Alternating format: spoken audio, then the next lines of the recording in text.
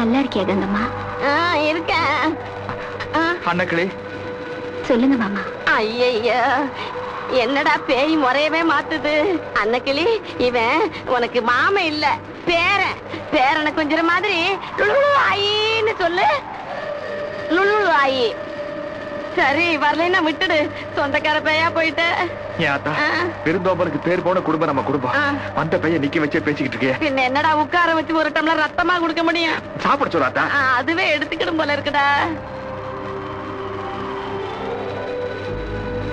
தினமும் இதே மாதிரி கோழி அடிச்சு சமைச்சு வைங்க, நான் வந்து எடுத்துட்டு போறேன். தினம் கோழியா?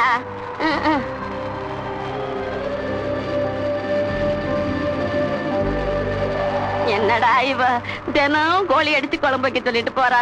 பேய்க்கு விருதுங்கிறதும் கிடையாதா? ஐயோ, நான்